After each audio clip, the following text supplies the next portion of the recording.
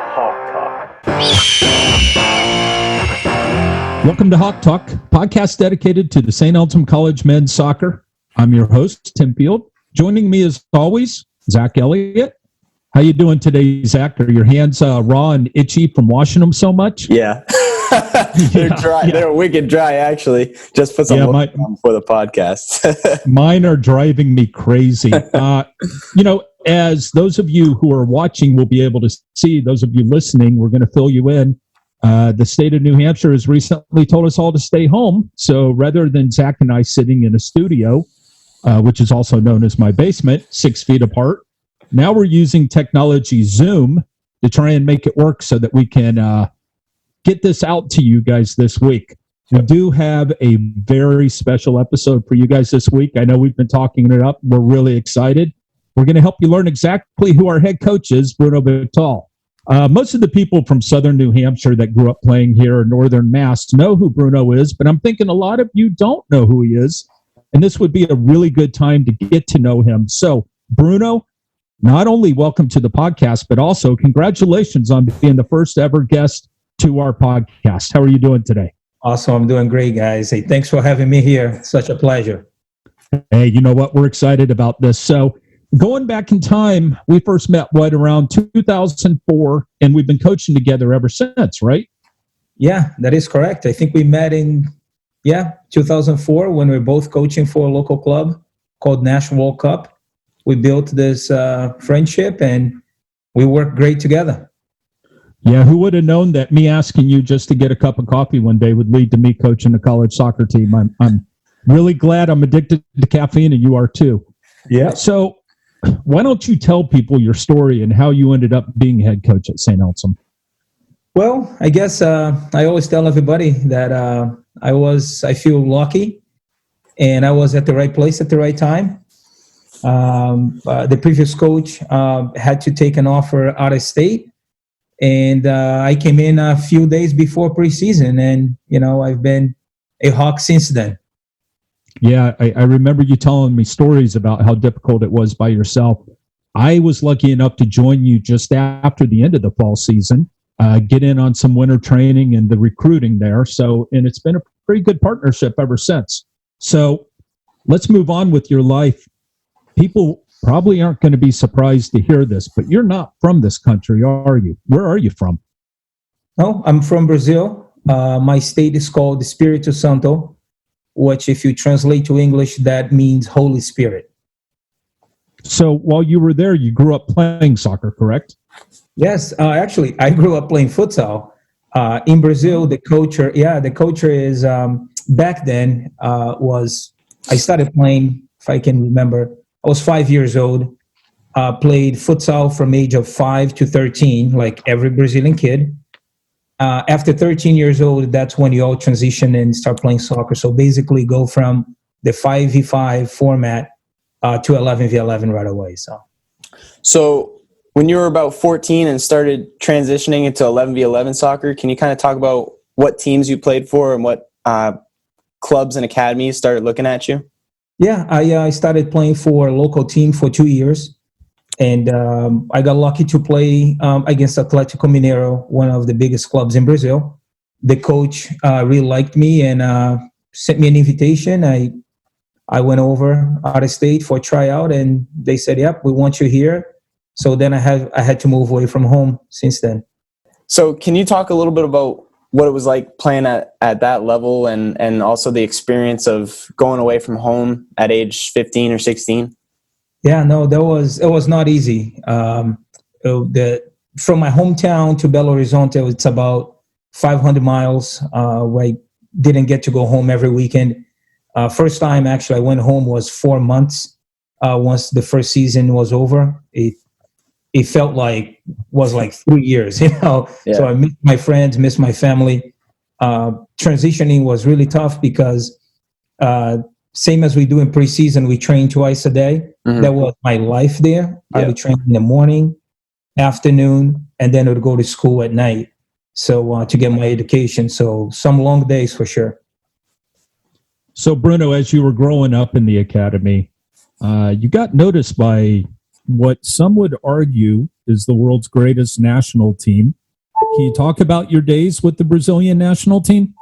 Yeah, that was the back 1999, 2000. There was I was called to be part of the national team that had the best 24 players that were going to college back then in the country. So I had a chance to represent my country for 2 years and playing some important tournaments and accomplished some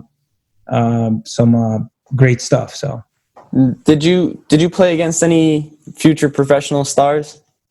Actually, when I was 16 playing for Atlético Mineiro, Ronaldo was part of the Cruzeiro squad, which those teams were they were rivals. Like, it was some tough battles there. But Ronaldo, actually, not Ronaldinho, he was there pretty quick, and then he moved quickly to professional. I'd say the one that I had the experience of sharing the field was when I was playing for Palmeiras, another big academy, another big team in Brazil. I used to train, the professional team. I was playing for the under-20. The left back who played for the national team for over 10 years and played for Real Madrid for years as well. It's Roberto Carlos. So that was pretty incredible to share the field with that type of talent and being able to play with those guys. I mean, that was incredible.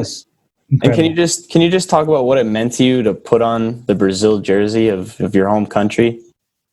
Yes, think about it. I always tell everybody in Brazil, every kid, as I said, they dream to be a professional soccer player. The competition is crazy. Everybody plays soccer. Everybody has talent, and just for me to have that opportunity for 2 years, it's something that, it's in my memory for the rest of my life, Right. So moving on to your position now as a head coach of a college team, can you talk about how those experiences in your past kind of shaped who you are as a coach and your coaching style now? Yeah, so it's a different culture. I grew up playing in a very technical environment, and I believe that you already noticed you've been playing for me for this past 2 years. Tim has been coaching with me as well. I truly believe in a technical part of the game. I'm very picky when it comes to first touch, as you guys can all you guys all know that. So without a first touch, you can't pass, you can't shoot, you can't do anything about it. You can't play soccer without that. So it's definitely part of my culture, and it's part of what I believe. And I always say that, look, you're a pretty incredible and fast soccer player, right? So, but the ball always going to be faster than you and any soccer player. So that's why I make the ball do the work for you, and we'll be okay. And I got one more question for you. So obviously you've done a lot for me and a lot of the guys on the team in terms of bringing us in, giving us an opportunity. You want to talk about what it's been like building relationships with your players the first few years as coach? Oh man, that's actually the best part, Yeah. We have, Tim and I think any coach has a chance to impact people's lives, and just to being part of a game that I love so much, and be able to create, all this individual relationship with my student athletes, it's pretty incredible. So I think that it's the best part of my job. So. Right. So Bruno, why don't you tell people how you ended up in the U.S.? Well, that was the end of 2000. I was looking for something different for my life. I wanted to go to a place where I could depend more on my skills and my efforts versus depending on an agent to place you at a better team, at a better place. And I had this great idea that, to come to the United States and with my bag of clothes and basically the American dream, right? So just coming here with no English and not knowing anybody and not knowing the culture, and I had to figure it all out, and I'm glad that I did. I still think that a lot of people in this country, they take this opportunities here for granted, For me, just being able to come to a country with with my bag of clothes and being able now to, have my house and family and wife, I have two beautiful kids, and it's just incredible. I don't think there are too many countries in the world that you can come literally with nothing and do something, and be something in life, Yeah, and that's wonderful to hear. And I know, my kids did your camps. I think Zach may have done your camps, and it's been really good and pretty cool to see how that's happened. But there's something else that I really want people to realize is, without sharing your age, you are over 40.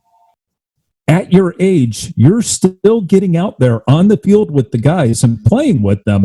I always watch it out there, and I enjoy it most of the time, because one of the things that Bruno loves to do, especially with new guys, is nutmeg them. And, we've all kind of learned to keep our feet close together. But Zach, has he gotten you ever? Yeah, it definitely got me once or twice. I don't really like to admit it, but he's definitely got me. Zach, it was only once. So Zach, I'll let you off the hook here. I'll tell a quick story. There was a tense game, like all of them are, and Bruno and I were standing on the sidelines, shoulder to shoulder, arms crossed.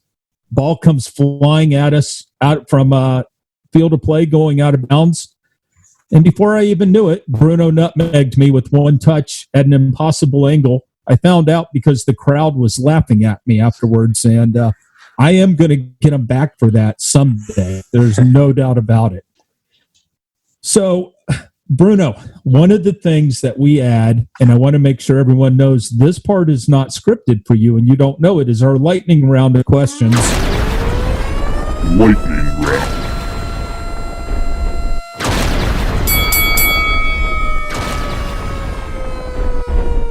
So if you're ready, I'm going to start with that.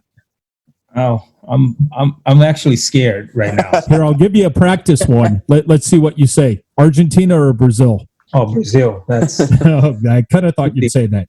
Okay. What's your favorite team? Flamengo. That's okay. In Brazil. Favorite player of all time? I would stick with Pelé, even not. Yeah. I was too young to watch him playing, but from what I've heard, what I've seen, it's somebody he's at a different level. He really was. Favorite class or subject when you were in school? Actually, language like Portuguese. I was pretty good at it. Okay. It doesn't translate to English, however, but trust me, I've been trying to learn it for some time, and it's just not working. Yeah, no, Portuguese. My mother was a Portuguese teacher, Portuguese and French. But okay. I only know Portuguese, but I'm Portuguese definitely was my... I can tell you without a doubt, you speak Portuguese the best of anyone that I know. So, what hobbies do you have outside of soccer? Oh, man. Outside of soccer? Yeah. Zach, do you know what it is? Longboarding. Longboarding, man. Longboarding, we all know that. Love it. Now everyone knows that. Yep. So longboarding, yeah. So soccer and longboard. So that's what I do when I have time off. So this is the last question, and this one may be a little tougher for you. Okay. What's your goal in life? My goal in life? Man, I'm going to talk about a short term. Is that okay? Yeah, go ahead. I would say, just bring this program to the next level. So that's my main focus when it comes to my work and my job and with the Hawks program. And we have the talent we've been bringing. We've been raising the bar in our recruiting, and I think that has been showing. The attitude in practice of our players has been incredible. Just the way that they've been holding each other accountable for all that stuff. I mean, I think everything is leading to a very bright future. So let me throw one in there. Go ahead. Go ahead, Zach. Put you on the spot. Give me your prediction, your outlook of how this team will end up this coming fall. Wow, Zach, that's a tough one. Oh, that is a tough one. But I'd say, as you guys know, I like going a game at a time. Yep. Basically, I think it worked really well last year. However, I think this is time for us to be thinking about the next step. I